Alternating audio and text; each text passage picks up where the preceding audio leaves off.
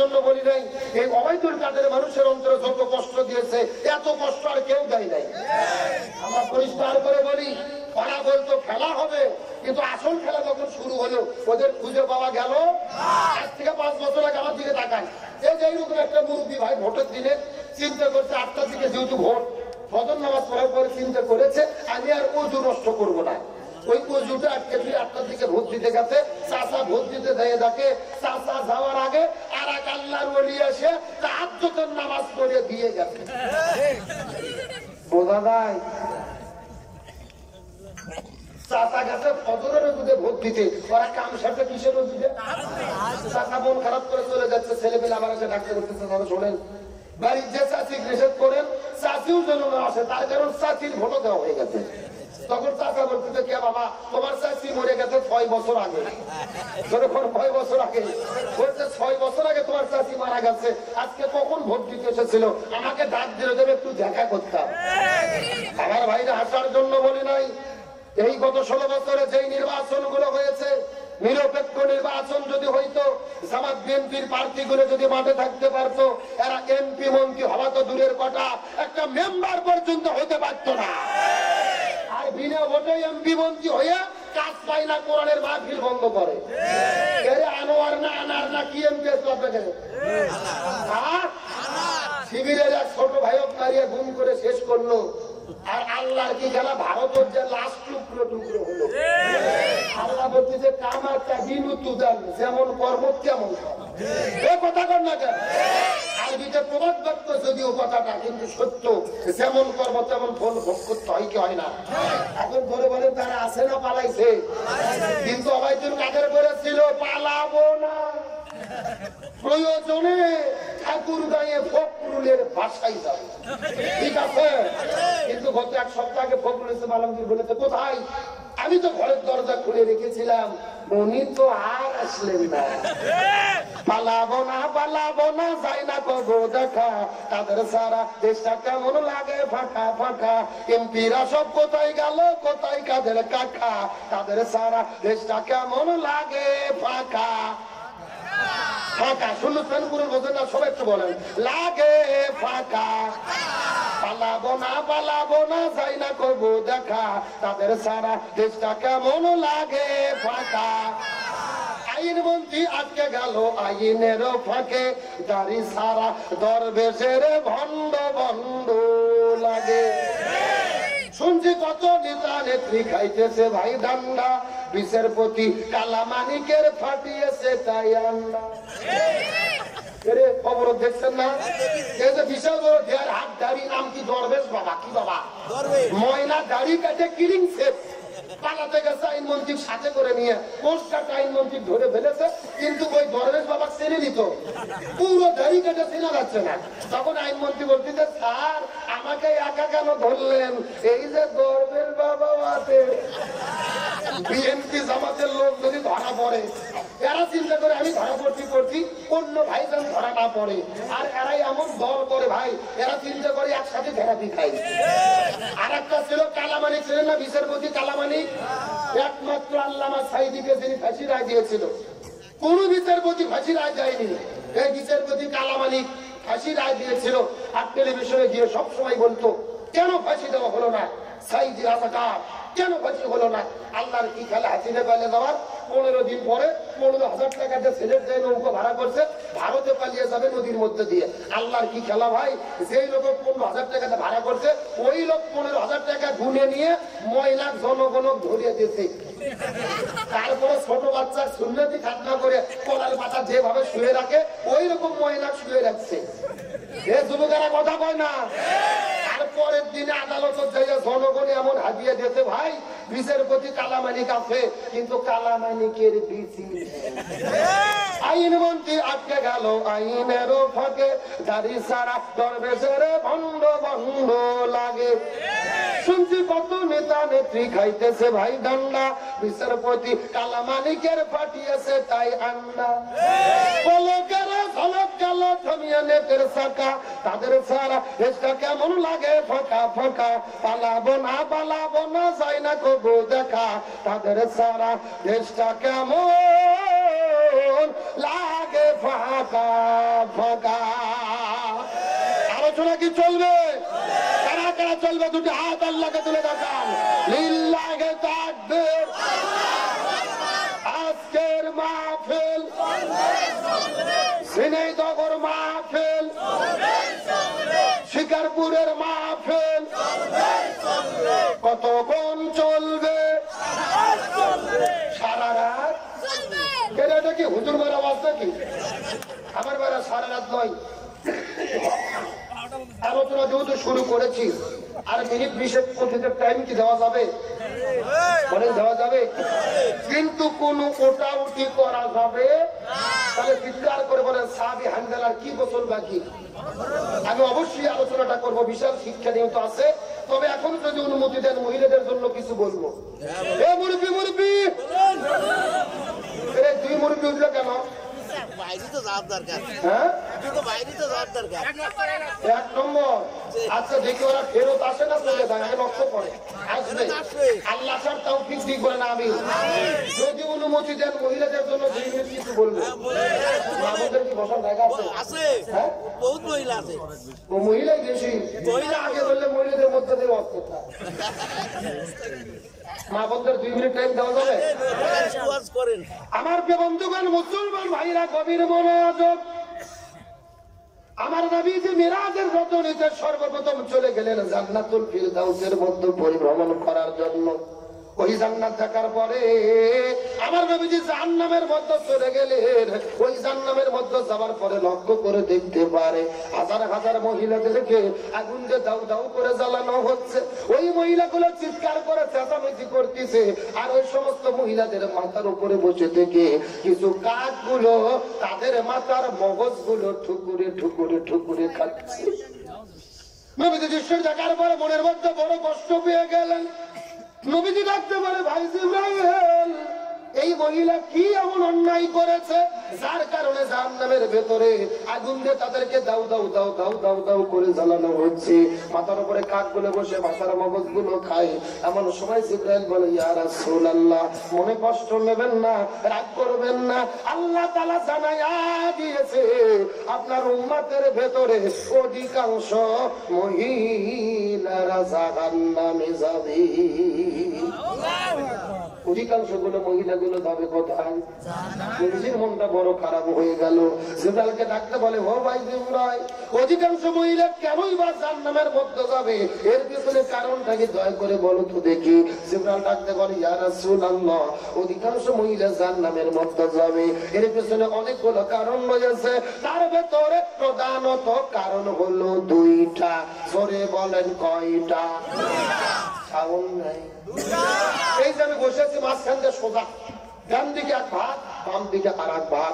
আপনারা মুখ বন্ধ করে থাকেন, আপনারা বলেন তো দেখি অধিকাংশ মহিলা জাহান্নামে যাবে, তার পেছনে কারণ হলো কয়টা? আরো জোরে। আপনারা মুখ বন্ধ করেন, আপনারা বলেন তো দেখি অধিকাংশ মহিলা জাহান্নামে যাবে, তার পেছনে কারণ হলো কয়টা? ভাগ করে যেটা সাউন্ড বাড়তিছে, তার মানে আপনার হিসেবে করতেছেন না। আমার বন্ধুগণ, মুসলমান ভাইরা গভীর মনোযোগ। আর বেশিক্ষণ কষ্ট আপনাদেরকে দেব না, কয়েক মিনিট মনোযোগ দেন। ডানে যারা আছেন কথা বলবেন, বামে যারা আছেন কথা বলবেন, মঞ্চে যারা আছেন তারাও কথা বলবেন, চতুর্দিকে যারা বসে আছেন তারাও কথা বলবেন। সবাই মিলে চিৎকার করে বলেন তো, অধিকাংশ মহিলা জাহান্নামে যাবে, তার পেছনে কারণ হলো কয়টা? আরো জোরে। জোরে বলো না। এই 2টা কারণগুলো কি কি জানার দরকার আছে না নাই? বলে জিবরাইল, এই 2টা কারণের ভেতরে প্রথম নম্বর কারণ কি বলেন তো দেখি, যেই কারণে মহিলাগুলো জাহান্নামের মধ্যে যাবে জানতে চাই। জিবরাইল বলে, ইয়া রাসূলুল্লাহ, এই 2 কারণের মধ্যে প্রথম নম্বর কারণ হলো যেই মহিলাগুলো মাথার চুলগুলো বের করে, আদ্রা পাদ্রা বের করে বেপরদা অবস্থায় রাস্তাঘাটে ঘোরাফেরা করে, এই সমস্ত মহিলাগুলো জাহান্নামের মধ্যে যাবে। তার মানে বোঝা গেল বেপরদা নারী যারা জাহান্নামে যাবে তারা, এ শুনেছেন কোন বোঝেন না? চিৎকার করে, বেপরদা নারী যারা, বেপরদা নারী যারা, বেপরদা নারীর স্বামী যারা। আর বাঙালি কথা বলে না। আমরা হুজুরা যখন ওয়াজ করি অধিকাংশ মহিলা জাহান্নামে যাবে, কিছু কিছু পুরুষ মানুষ গগল বাজায় যে যাক মহিলাগুলো যাই যাক, আমরা তো পাইছি না। এরকম লোক নেই হাদিসের ব্যাখ্যা আসলে বোঝায়। কবির মনোযোগ লক্ষ্য করুন। আমার নবীতে বলেছেন একটা মহিলা যদি জান্নাতে যায়, ওই মহিলা একা যাবে না, ওই মহিলাটির সঙ্গে কমপক্ষে 4 জন পুরুষ জাহান্নামের মধ্যে যাবে। একটা মহিলা যদি জাহান্নামে যায়, এর সঙ্গে কমপক্ষে 4 জন পুরুষ জাহান্নামে যাবে। জোরে বলেন কতজন? আরো জোরে। 4 জন কারা কারা জানার দরকার আছে না নাই? আর আপনাদের মধ্যে 4 জনের একজন আছে কিনা বের করার দরকার আছে না নাই? মুসলমান কবির মনোযোগ, সময় কম, শর্টকাটের মধ্যে বলবো। একটা মহিলা যদি জাহান্নামের মধ্যে চলে যায়, তার সঙ্গে কমপক্ষে 4 জন পুরুষ জাহান্নামের মধ্যে যাবে। তার মধ্যে 1 নম্বর হলো বাবা। মুখস্থ করেন, 1 নম্বর হলো বাবা। একটা মেয়ে যদি জাহান্নামে যায়, এই মেয়েটি একা জাহান্নামে যাবে না, ওই মেয়েটি তার বাবার অধীনে ছিল। ওই বাবা মেয়েটিকে পর্দা করতে বাধ্য করে নাই, পর্দা করার জন্য শাসন করে নাই। এই জন্য মেয়েটি বেপরদা হবার কারণে যদি জাহান্নামে চলে যায়, একা জাহান্নামে যাবে না রে, ওই মেয়েটির সঙ্গে বাবাকেও জাহান্নামে যেতে। এখন কবির মনোযোগকে লক্ষ্য করে বোঝার চেষ্টা করবেন। এই ছেলেটাও এমন মুরব্বী আছে, মাথার মধ্যে টুপি, মুখের মধ্যে দাড়ি, ওয়াজ করতে 6 বার, সামনের কাতারে নামাজ পড়ে, মাথাতে নামাজ পড়তে পড়তে কালো দাগ তুলে ফেলেছে। অথচ একটা সুন্দরী মেয়ে আছে, দেখতে যেন পরিমণি, মানে পরিমণির মতো ড্রেস আপ, জিন্সের প্যান্ট, শার্ট, গেঞ্জি, পর্দার কোনো বালাই নাই। স্কুল করে, ভার্সিটি করে, রাস্তাঘাটে ঘোরাফেরা করে, পার্কে গিয়ে বয়ফ্রেন্ডের সঙ্গে সময় পার করে। আর ওর বাবা খুবই ভালো, 6 বার হজ করে মসজিদের মধ্যে নামাজ পড়ে। এইরকম নামাজি আমাদের দেশে আসে না নাই? কবির মনোযোগ ভালো করে বোঝার চেষ্টা করবেন। মেয়ে যদি পর্দা না করার কারণে জাহান্নামের মধ্যে চলে যায়, ওই যে বাবা এত ইবাদত বন্দেগী করতেছে, কোনো লাভ হবে না। মেয়ে পর্দা না করলে তার বাবার নামাজ, রোজা, হজ, যাকাত আপনাদের গড়াই নদীর ধারে ভাসে চলে যাবে। আর ওই মেয়েটির কারণে বাবাকেও জাহান্নামে যেতে আল্লাহ কোরআন করেছে, নিজেও জাহান্নামের আগুন থেকে বাঁচো, পরিবারদেরকেও। আপনার বিয়ে পর্দা করতেছে কিনা, ছেলে নামাজ পড়ে কিনা, দিনের পথে আছে কিনা, বাবা মা হিসেবে দেখার দরকার আছে না নাই? আপনি নিজে হাজি সাজে মাথা চুলবলতে মোশনে ঘুরছেন, মানে আপনার ছেলে বিয়ের খবর কি? গভীর মনোযোগ, মনের মধ্যে কষ্ট পাবেন না, বাস্তব কথা বলতেছি। এই জন্য একটা মেয়ে যদি জাহান্নামের মধ্যে যায়, 4 জন পুরুষকে সঙ্গে করে নিয়ে জাহান্নামের মধ্যে যাবে। 1 নম্বর হলো বাবা, 2 নম্বর হলো ভাই। বোন যদি পর্দা না করার কারণে জাহান্নামের মধ্যে যায়, এই বোনের যদি বড় ভাই থাকে, আর ভাইয়ের অধীনে যদি বোনের বসবাস থাকে, আর বোনটা পর্দা না করার কারণে বোন একা একা জাহান্নামে যাবে না, বোনের সাথে ভাইকেও জাহান্নামে যেতে। মুসলমান মুখস্থ করেন, 1 নম্বর বাবা, 2 নম্বর ভাই, 3 নম্বর হলো স্বামী। স্ত্রী যদি পর্দা না করার কারণে জাহান্নামে যায়, স্বামী যেহেতু স্ত্রীকে শাসন করে নাই, পর্দা করতে বাধ্য করে নাই, এই জন্য বউ যদি পর্দা না করার কারণে জাহান্নামে যায়, ওই বইয়ের কারণে স্বামীকেও জাহান্নামে যেতে। 1 নম্বর বাবা, 2 নম্বর ভাই, 3 নম্বর স্বামী, আর 4 নম্বর হলো ছেলে। কোন মাও যদি পর্দা না করে, এই মায়ের বসবাস যদি বড় ছেলের অধীনে হয়, ছেলে যদি মাকে পর্দা করতে না বলে, ছেলে যদি মাকে পর্দা করতে বাধ্য না করে, বাবা মরে চলে গেছে কিন্তু বড় ছেলের অধীনে মায়ের বসবাস, ওই বড় ছেলের অধীনে মাও জমিনে বসবাস করে, ছেলে মাকে পর্দার কথা বললো না, এই মা পর্দা না করার কারণে যদি জাহান্নামে যায় রে, ওই মা একা জাহান্নামে যাবে না, মার কারণে ছেলেটিকেও জাহান্নামে যেতে। তাহলে কয়জন বললাম? কেন মুখস্থ করলে গুণ হবে? জটিল ওয়াজ করতেছি, সারা জীবন কাজে লাগবে। 1 নম্বর হলো বাবা, 2 নম্বর ভাই, 3 নম্বর স্বামী, 4 নম্বর ছেলে, 1 নম্বর বাবা, 2 নম্বর ভাই, 3 নম্বর স্বামী, 4 নম্বর ছেলে। চিৎকার করে বলেন তো দেখি কতজন? 1 বাবা, 2 3 4। চিৎকার করে বলেন পদ্মার দরকার আছে না? কথাগুলো সুন্দর করে বোঝার চেষ্টা করবেন। এই যে ওয়াজ করলাম অধিকাংশ মহিলা জাহান্নামে যাবে, এই কথা শোনার পরে মনে মনে খুশি হলাম। কিন্তু এখন মিল করে দেখেন, এই 4 প্রকারের ভেতরে আমরা যদি আমাদের জীবনের সঙ্গে মিল করি, গবেষণা করে দেখব, মাও পদ্মা করলে বউ পদ্মা করে না, বউ পদ্মা করলে মেয়ে পদ্মা করে না, মেয়ে পদ্মা করলে আমার মাও পদ্মা করে না। তার মানে বোঝা গেল আমরা 4 প্রকারের দিক থেকে সম্পর্ক করলে আমরা কোনো না কোনো দিক দিয়ে ধরা খাইয়ে বসে আছি। দেখেন হয়তো মাও পদ্মা করে, খুবই ভালো, বয়স হয়ে গেছে, বউ করে না, বউ করলে বিয়ে করে না, বিয়ে করলে ভুল করে না। তার মানে কোনো না কোনো দিক দিয়ে আমরা ধরা খেয়ে বসে আছি। তার মানে বোঝা গেল হাদিসের ব্যাখ্যাই বোঝা যায়, ঝিনাইদহের ভেতরে অধিকাংশ মহিলা যদি জাহান্নামে যায়, অধিকাংশ মহিলা একা একা জাহান্নামে যাবে না, ওই অধিকাংশ মহিলার কারণে এই ঝিনাইদহ জেলার অধিকাংশ পুরুষরা জাহান্নামে যাবে। এবার ঠিক আছে, আসতে হলো ঠিক। তাহলে আমরা যদি জাহান্নামের আগুন থেকে বাঁচতে চাই, আমাদের ওই বাড়ি ওদেরকেও হেফাজত করতে হবে। কথা কি বোঝা গেছে? তাহলে বলেন পদ্মার দরকার আছে না নাই? কিন্তু ঝিনাইদহ জেলার সব মা বোনেরা কি পদ্মা করে?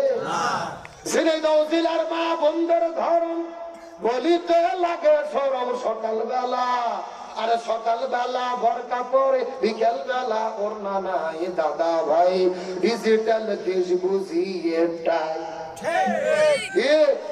দেখবেন সকালে এমন ভাবে বরকা পড়েছেন আর কোনো বুদ্ধি নেই, আর বিকেলে বরকা তো দূরের কথা, একটা ওড়না পর্যন্ত দাওয়াত দেয় না। ওড়না যদি আমার দিকে থাকেন থাকেন এদিক থাকেন, এরকম একেবারে পেঁচে পেঁচে দড়ির মতো সেবন করে চকলেটের মতো মোড়াইয়া লাশ বানাইয়া গলার মধ্যে দিয়ে পেছন দিকে ফেলে দেয়। আছে আছে আচ্ছা বলেন তো পেছনে ঢাকার কি কোনো কিছু আছে? তাহলে বলেন তো এগুলো পর্দা না বাটপারি? আরে নারীগুলো ঘরের শোভা স্বামীর সেবা করে, এখন উল্টো দেখি নারীরা সব স্বামীকে ধরে মারে। কি কারা কারা ভয়েরা তোমার কাছে হাত উঠান তো দেখি, এ উঠেন উঠেন, একজন আইলে সব তো আল্লাহর ওলি বসে আছে। কিন্তু অধিকাংশ স্বামী দিনে কিংবা রাতে বইয়ের কাছে মারি খেয়ে বসে আছে। কিন্তু লোক যেতে বলেন আমার দিকে তাকান, এই দেশের স্বামীকে মারা যেরকম বউ আছে, বউকে মারা স্বামী আছে না নাই? হ্যাঁ সভাপতি ভাই আমার দিকে তাকান, এমনও স্বামী আছে বউ গরুর মতো পিঠে। বলেন কিসের মতো?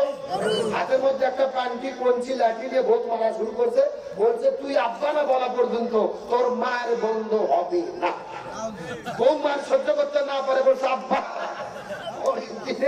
ওই শয়তান হুজুর ফোনতে বলতে হুজুর বউ তো আব্বা করতে ফতুয়া কি? আমি বলে ফতুয়া পরে আগে তোর বাটাম ফাটাতে হবে। এ কথা কথা না, তার কারণ বলেন তো বউ কি মারা যাবে? কে বলে মারা যাবে না? বউকে কখন কখন মারা যাবে আমি কি বলবো?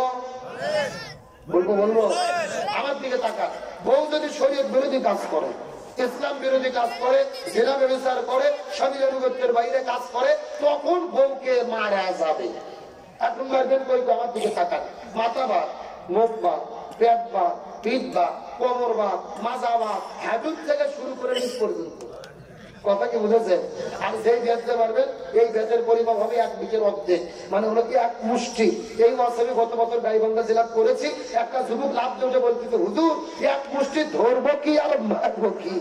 তখন আর একজন বলতেছে হুজুর ধরার পরে যদি কোনো মতো মাথা বার হয়ে থাকে, ওই মাথা যা ঘুরতে দেবো, মানে ওই বাট পার তাও ভোগ মারবে। আচ্ছা বলেন তো ভোগ মারলে কি ভোগ ঠিক হবে? রাসূল বলেছেন মহিলাদের সৃষ্টি করা হয়েছে বাম পাথরের বাঁকা হাড় দিয়ে। বলেন কি হাড়? এখন বলো তো বাঁকা হাড় যদি হাঁটুতে পারে সোজা করতে চান, সোজা হবে? এই নমস্কার দেবে। এই জন্য বউকে মানে নয়, বউদেরকে ভালোবাসা দিয়ে সোনা ময়না কোল যে টিয়ে বাকি বলে আপন করতে হবে। ধরে বলেন সুবহানাল্লাহ। এইবার মেয়ে মানুষ যা খুশি হয়েছে ভাই, যেই রকম হুজুরি তো দরকার। তাহলে চিৎকার করে বলেন বেপরদা নারী যারা, আরো জোরে বলেন বেপরদা নারী যারা। আমার নবীজি জিবরাইলকে জিজ্ঞেস করে বলে, ও ভাই জিবরাইল, দুইটা কারণ অধিকাংশ মহিলারা জাহান্নামের মধ্যে যাবে, তার মধ্যে এক নম্বর হলো বেপরদা নারী, দুই নম্বর কারা জাহান্নামের মধ্যে যাবে বলো তো দেখি। জিবরাইল ডাকতে বলেন, ইয়া রাসূলুল্লাহ, দুই নম্বর হলো ওই প্রকার মহিলাগুলো সেই মহিলাগুলো স্বামীর খেদমত করে না, স্বামীর কথা মতো চলে না, স্বামীর আনুগত্য করে না, এই সমস্ত মহিলাগুলো জাহান্নামে যাবে। তার মানে বোঝা গেল স্বামীর অবাধ্য স্ত্রী যারা জাহান্নামে যাবে। চিৎকার করে বল বেপরদা নারী যারা, স্বামীর অবাধ্য স্ত্রী যারা। স্বামীর অবাধ্য স্ত্রী আছে না নাই? এই কথা কর না কেন? স্ত্রীদের ধান্দাই হলো যে স্বামী যেন আমার কথা মতো চলে, কথা কর না কেন? ওরা নিজেরা কিন্তু স্বামীর কথা শুনতে চায় না। স্বামী যদি বইয়ের কথা মতো চলে, বউ দেখবেন স্বামীর সোনা ময়না করলে একেবারে জানের পায়। আর স্বামী যদি কয় তুমি এটা করো, ও ভাত তারা হয়ে বসে থাকে। তার মানে বুঝতে চাই স্বামীকে আমার মতো তুমি চলবা, তোমার মতো আমি চলবো না। কিন্তু আল্লাহর কোরআন বলছে না, নিসা দুকাওয়ামুনা, আল্লাহর নিসা পুরুষ হবে, নারীর পরিচালক হুকুম কার। এই কথা কর না কে? আর বিয়ে বন্ধন যদি একবার ক্ষমতা চেয়ে বসে দেন, যে নামান খুব কঠিন। 16 বছর দেখলেন না শরীরে ধরে, তারা ক্ষমতা একবার পেয়ে গেলে আর থাকতে চায়। আমার যে বন্ধুগণ মুসলমান ভাইরা গভীর মনোযোগ, এই জন্য রাসূল বলেছেন মহিলাদের জন্য 4টা আমল করতে হবে। এই 4টা আমল করলে আল্লাহ জান্নাতের দরজা খুলে দেবে। 1 নম্বর নামাজ, 2 নম্বর রোজা, 3 নম্বর স্বামীর খেদমত, 4 নম্বর পর্দা। 1 নম্বর নামাজ, 2 নম্বর রোজা, 3 নম্বর স্বামীর খেদমত, 4 নম্বর পর্দা। রাসূল বলেন 4টা আমল যদি কোনো মহিলা করতে পারে, এই 4টা আমল করার কারণে আল্লাহ 8টা জান্নাতের দরজা খুলে দেবে। ওই 8টা দরজার ভেতরে যে দরজা পছন্দ, ওই দরজা দিয়ে তারা জান্নাতে চলে যাবে। মুসলমান গভীর মনোযোগ, কোনো দিকে তাকাতাকি নেই। মা বোনদেরকে ডাকতে বলো, মা গো বোনেরা, আপনাদের জন্য 1 মিনিট আলোচনা করতে চাই। এই দুনিয়ার মধ্যে যদি পর্দা না মানেন, কবরের মধ্যে আপনাদের কেমন আযাব আর শাস্তি হতে পারে। এই দুনিয়ার মধ্যে থেকে একটা বাস্তব সত্য ঘটনা বলবো, ওই পাকিস্তান দেশের করাচি শহরের ঘটনা। আল্লামা তারিক জামিল রহমতুল্লাহ আলাইহি আমার দেখা কিতাবের, আমার দেখা কবরের আযাব নামক বইয়ের ভেতরে এই ঘটনাটি তিনি বর্ণনা করে বলেছেন। ওই পাকিস্তান দেশের করাচি শহরের ঘটনা। একটা সুন্দরী মেয়ে করাচির মধ্য থেকে বিদায় নিয়ে চলে গেল। মেয়েটা মৃত্যুবরণ করার পরে এলাকার মানুষেরা মিলে কবর করার জন্য চলে গেল। কিন্তু কবর ঘুরতে ঘুরতে ঘুরতে ঘুরতে যখন কবর করা শেষ হয়ে গেল, তখন কবরের মধ্যে লক্ষ্য করে দেখা যায় আর কবরের ভেতরে 1 নয় 2 নয় 99টা বিষাক্ত সাপ এসে হাজির হয়ে গেছে। কয়টা সাপের কথা বললাম? 99টা বিষাক্ত সাপ কবরের মধ্যে হাজির হয়ে গেছে। মানুষেরা বড় টেনশনের মধ্যে পড়ে গেলেন। জীবনে কতদিন কবর খনন করেছিলে, কোন কবরের ভেতরে এইরকম তো সাপ আমরা যে কোনদিন দেখি নাই। মানুষেরা বড় টেনশনের মধ্যে পড়ে গেলেন। 1 নম্বর কবরটা বাদ দিয়ে 2 নম্বর কবর খনন করে শুরু করে দিলেন। 2 নম্বর কবরটা খনন করতে করতে 2 নম্বর কবর যখন খনন শেষ হয়ে যাবে, লক্ষ্য করে দেখতে পারে ওই 1ম কবরের মতো 2 নম্বর কবরের মধ্যে 99টা সাপ এসে হাজির হয়ে গেছে।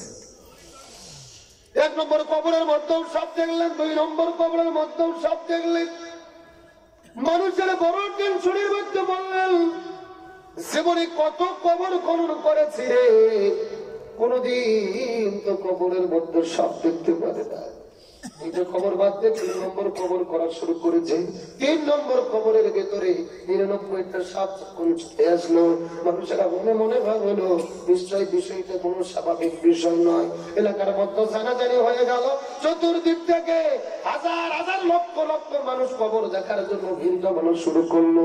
এলাকার বড় বড় মুফতি মুহাদ্দিস ফকিহদেরকে ডাকা হলো, ওই পাকিস্তান দেশের ভেতরে বড় বড় আলিম আর মুফতিদেরকে ডাকা হলো। ফতুয়া দেন তো দেখি কবরের মধ্যে কেন সাপ চলে আসলো, এর পেছনে কারণটা কি, আমাদের জন্য করণীয় কি। ওই পাকিস্তান দেশের ভেতরে সবগুলো মুফতি এক জায়গায় হওয়ার পরে সবাই মিলে ফতোয়া দিল, এ পৃথিবীর মানুষেরা তোমরা ভালো করে বোঝার চেষ্টা করো। এই কবরের ভেতরে একে একে 3টা কবর খনন করেছো, 3টা কবরের মধ্যেই 99টা করে সাপ চলে এসেছে। তার মানে বোঝা গেল 3টা কবর কেন, 300 কবর কেন, আর 3 লক্ষ কবর কেন। আমরা যদি লক্ষ লক্ষ লক্ষ লক্ষ কবর খনন করি কোনো লাভ হবে না। ওই মেয়েটি দুনিয়ায় যেই পাপ করেছে, এই পাপের ফল আল্লাহ দুনিয়াতেই তাকে দেখায়া দেবে। ওই মেয়েটি দুনিয়ায় কি এমন অপকর্ম করলো, কি এমন পাপ করলো, যেই পাপের কারণে দুনিয়ার ভেতরে আল্লাহ 99টা সাপ তার কবরের মধ্যে পাঠিয়ে দিল। মুসলমান জানার দরকার আছে না নাই? আমি অবশ্যই বলবো। এখন আমি আপনাদেরকে নিয়ে আলোচনার দিকে চলে যেতে চাই। হানজালা সাহাবী উহুদের প্রান্তরে শহীদ হয়েছে, স্ত্রী কান্না করে, তার কি গোসল বাকি। মুসলমান গভীর মনোযোগ, দীর্ঘক্ষণ ধরে সেই আলোচনাটা করতেছিলাম, সেই মেসেজটা আপনাদেরকে দেওয়ার জন্য। পুরো আলোচনা যদি ঘুরে যান আমার কোন আপত্তি নাই, শেষ কথাটা মাথার মধ্যে ঢোকানোর চেষ্টা করেন। মেয়েটি কান্না করতে করতে বলে, ইয়া রাসূলুল্লাহ, আমার স্বামী বিদায় নিয়ে চলে গেছে, আমার স্বামীর জন্য আপনি একটু গোসলের ব্যবস্থাটা করে দেন। নবী সাহাবীদেরকে বললেন, হানজালার লাশটা তোমরা খুঁজে বের করো, আর ফরজ গোসল বাকি থাকে, গোসলের ব্যবস্থাটা করে দিতে হবে।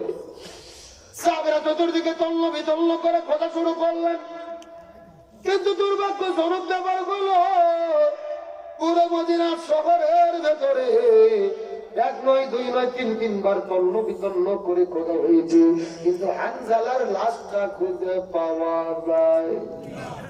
বুঝে বড় টেনশনের মধ্যে পড়ে গেলেন। সাহাবীরা আসার পর বলে, ইয়া রাসূলুল্লাহ, পুরো মদিনা খুঁজেছি, আমরা কোথাও হানজালার লাশ খুঁজে পেলাম না।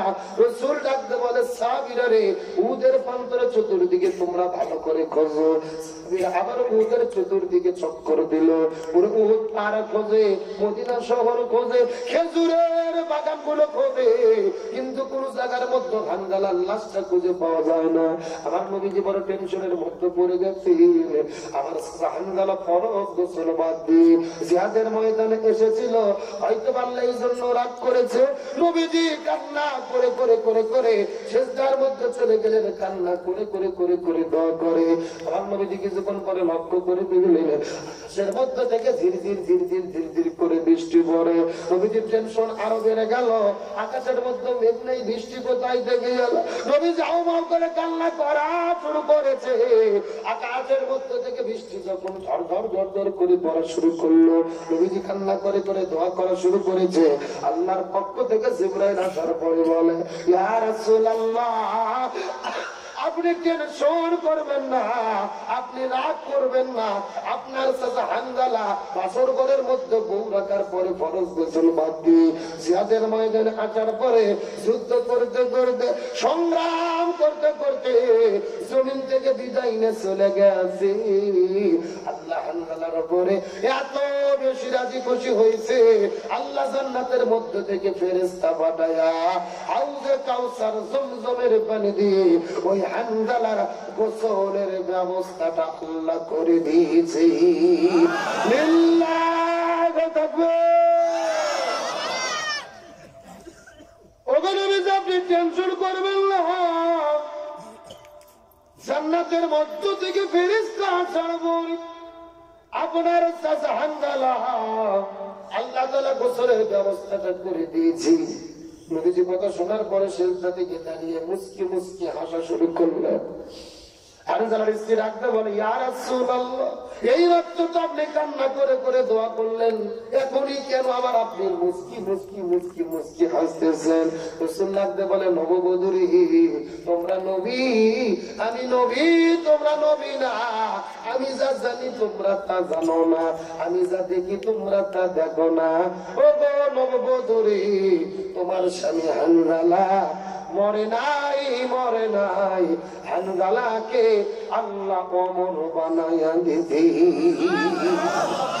ওয়ালা তাকুলু লিমান ইউকতালু ফি সাবিলিল্লাহি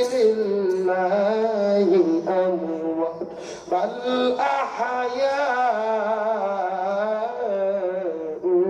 ওয়ালাকিন লা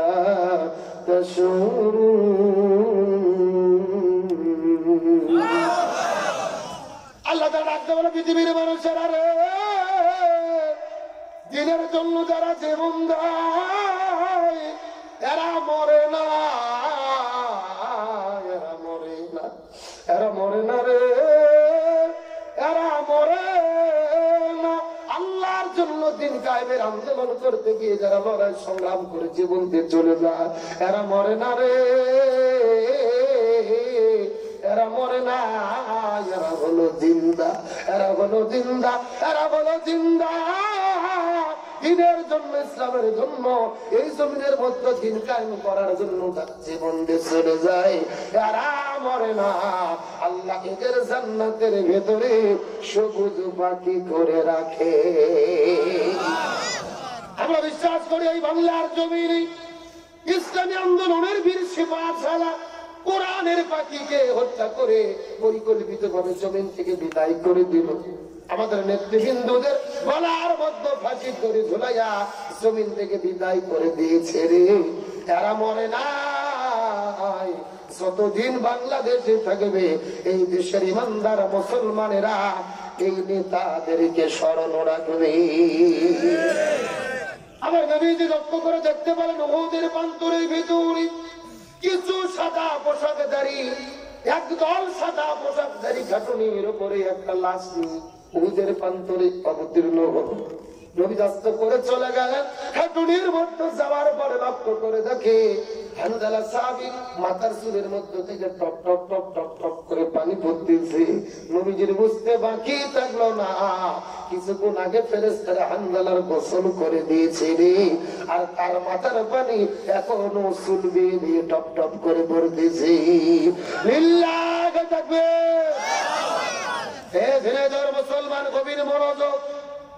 এই আলোচনার দ্বারা শিক্ষা পেলাম, হানজালা ফরজ গোসল বাদ দিয়ে, 3 ওয়াক্ত ফরজ নামাজ বাদ দিয়ে জিহাদের ময়দানে লড়াই সংগ্রাম করতে গিয়ে জীবন দিয়েছে।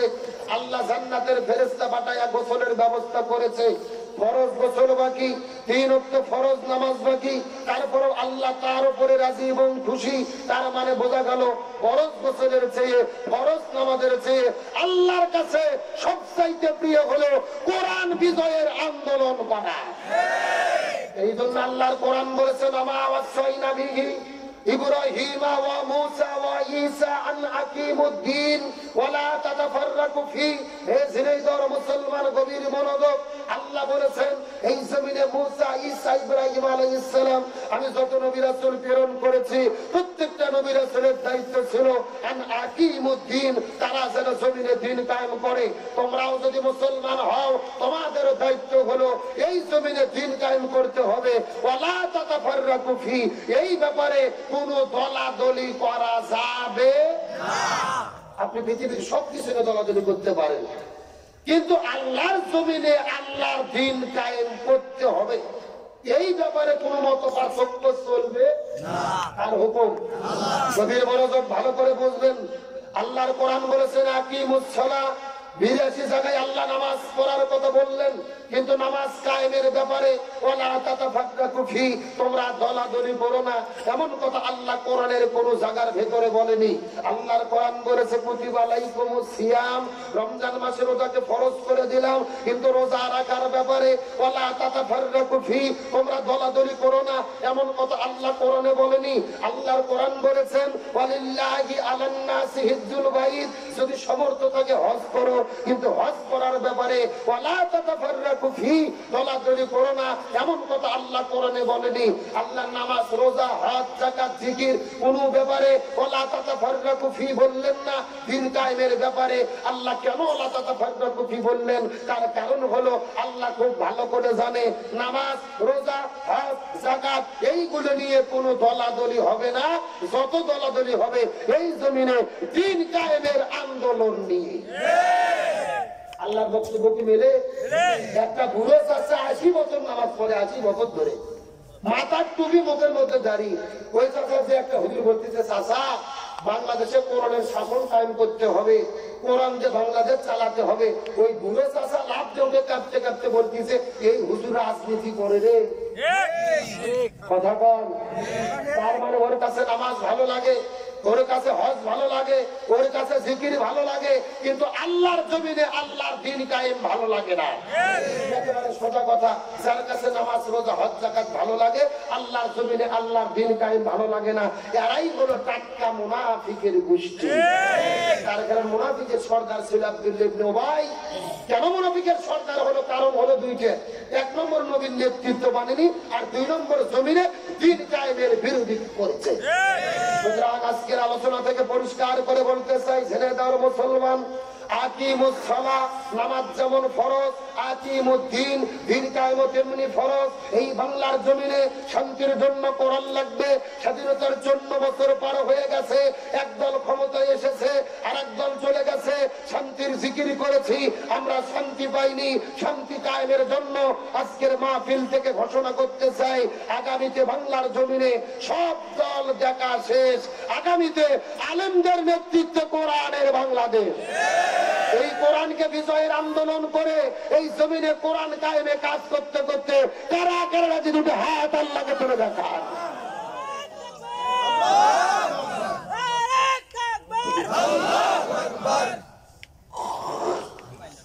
আপনাদের কি কষ্ট হলো? রাগ করলেন? আলোচনা কি চলবে? তাহলে কবরের মধ্যে কয়টা সাপ? 99টা সাপ কেন আসলো? জানতে মন চায় না? আলোচনা কি চলবে? কারা কারা চলবে না হাত তোলেন। যে আপনাদের ধরে গেছে, এবার বোঝা গেল। সত্য সত্য কারা কারা চলবে হাত তোলেন তো দেখি।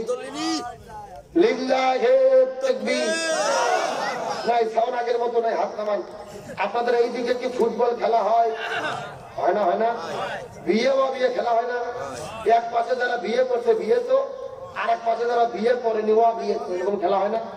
এখন একটা তাকবীর দেবে, প্রথমে তাকবীর দেবে যারা বিয়ে করেনি তারা, তারপরে তাকবীর দেবে যারা বিয়ে করেছে তারা। দেখি কাদের সাউন্ড বেশি, দেখার দরকার আছে না নাই?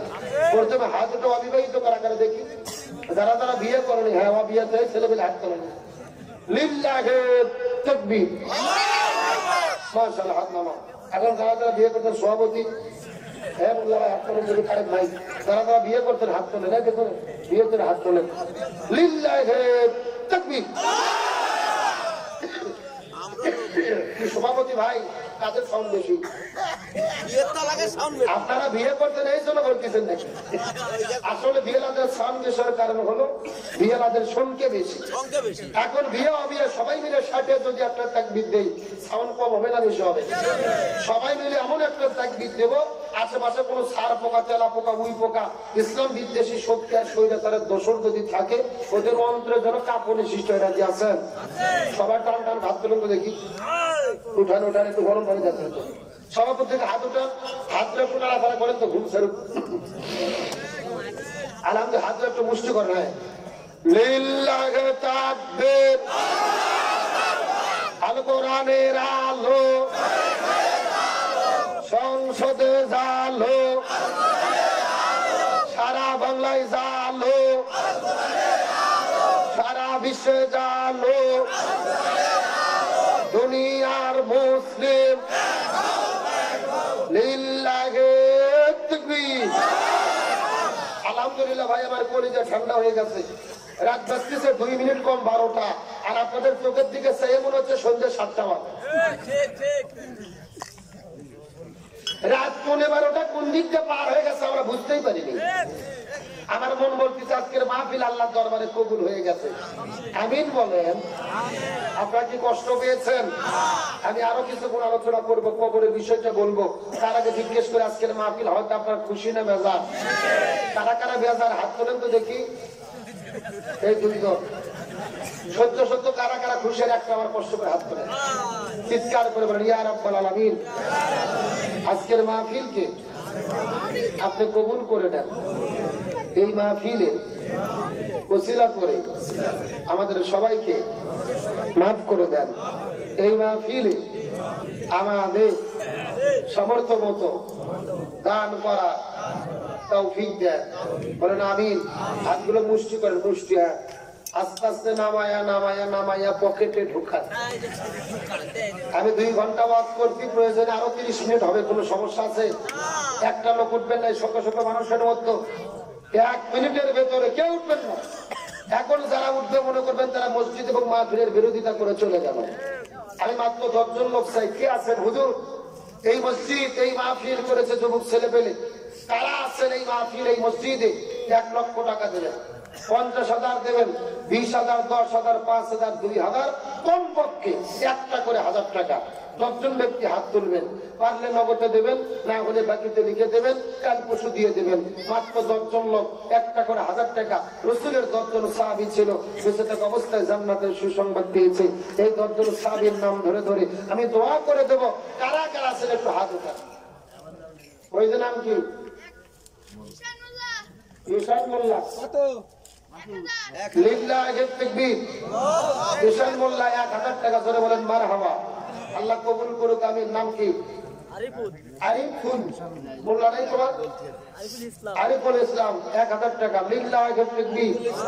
2 নম্বর আরিফুল ইসলাম ভাই, আল্লাহ কবুল করুক। আমিন। হয়ে গেল 2 জন। 3 নম্বরে কারা আছেন? আশরাফ ভাই কত? মঞ্চে বসে এখানে দিলে হবে? আরো 2000 টাকা। বিএনপি নেতা নাকি? ক্ষমতার চাপে আসতেছে। লিল্লাহি তাকবীর। আশরাফুল ভাই 2000 টাকা ধরে বলেন মারহাবা। আল্লাহ দানকে কবুল করেন, জানে মালে বরকত দান করেন। বলে আমিন। আগে আর কোন ভাই নেই? এই বড় ভাই তো মুখ ধরেন না। নাম কি? লিল্লাহি তাকবীর। শামীম ভাই 1000 টাকা ধরে বলেন মারহাবা। আল্লাহ কবুল করুক। বলে আমিন। এই ধান কাছে যারা চেয়ারে বসে আছে সবার নামে 2000 করে লেখেন, যেন অন্তত 1000 চেয়ারে বসে